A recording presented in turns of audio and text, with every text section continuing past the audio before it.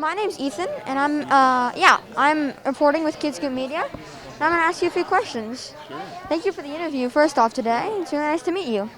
So, what do you do? So I'm the founder of Homeboy Industries, which is the largest gang intervention rehab reentry program on the planet, and it's in Chinatown, but it serves the whole county of Los Angeles. Well, that's really impressive. And how do you feel your work makes an impact on, your clients' lives? Well, we kind of give them hope and a chance to reimagine their lives. A lot of them have been to prison and have had a hard time, kind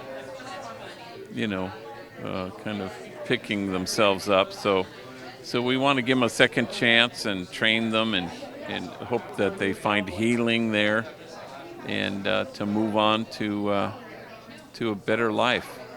Well, that sounds like it could really impact people in a big way. What is your book, The Whole Language, about? The Whole Language is my third book, and it's like the other two. It has a bunch of stories, and they're kind of essays and parables about different things.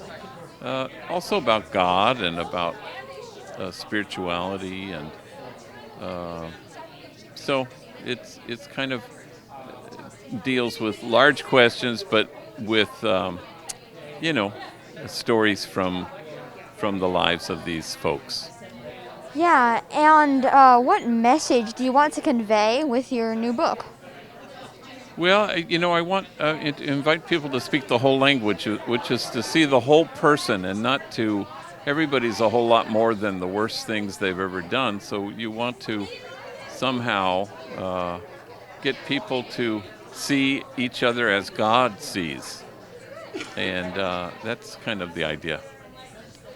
Well, that's really interesting. With Homeboy Industries, what was your vision when you started, and how is it compared to now?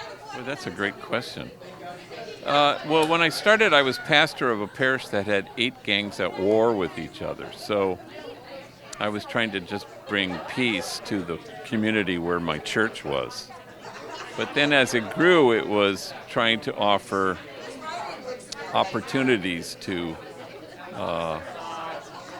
folks who just get out of prison or people who are tired of the violence, gang members who want to imagine something different. So that's kind of what we're about. So you talked about how they had the 8 gangs fighting. How do you think that impacted and shaped your organization? Boy, that's an excellent question. Another one. That was a home run. Well, it impacted it because initially I probably worked with gangs. And then I didn't. I worked just with gang members. So in the early days, it was about peace treaties and truces and ceasefires. And I don't regret that I did that, but it kind of supplied oxygen to gangs. It kept them alive. And I thought, well, no, what we should do is just help anybody who wants to step away from gang life. And so that's what we do. I mean, there are 120,000 gang members in LA County and 1,100 gangs. So what you really want to do is offer an exit ramp off the freeway where these kids could get off the freeway and end this crazy violent life and somehow imagine a new one. Yeah, so you mentioned that they're kids. How young are they really? Well, I say kids mainly because I'm old, so everybody's a kid. So, but I've known them a lot of them since they've been little kids, some of them your age, and then, but yeah, I just say kids. Some of them are 30s, 40s, but to me, they were teenagers when I met them. Well, yes, they had a long future ahead of them, so you're clearly hoping to, shift that in a more positive sense instead of being caught up in gang life the entire time. Yeah, that's right. You want to propose something different so that they, leave behind the stuff that's just going to get them dead or in prison and ruin lives and say, well, what if we did something else, Yeah, Yeah, well, that's really impactful. And how do you feel the Hilton War Award you won recently? Um, well, one, why do you feel that you were awarded that? And two, how does it help your organization continue the path forward? Well, it's an award that's been around for 25 years, and it came with $2.5 million, which was very helpful.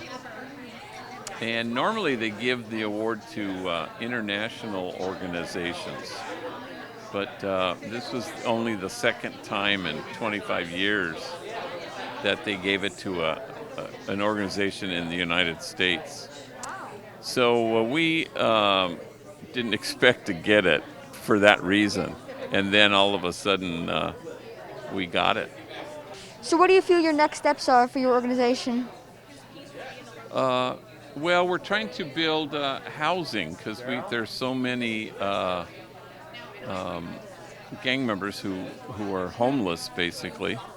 So we're trying to build transitional housing and permanent housing. So we're in the midst of trying to do that. Well, this interview has really taught me a lot. Is there anything else you'd like to say? No, but let me sign your book for Yeah. you. If that's your book, or did Yeah. you steal it from No. someone? No. No. Wait, this book is property of to Ethan. Yes. I've been interviewed by Mike Wallace and Tom Brokaw and Anderson Cooper. Seriously, you're as good as any of those three. Seriously, Ethan, I'm not making that up. Seriously, you had two questions in there like that were just unbelievably good. I mean, they were all good, but that were really sensational. Sure. Do you know who any of those people are that I just named? There you go, Ethan. Thank you. So much.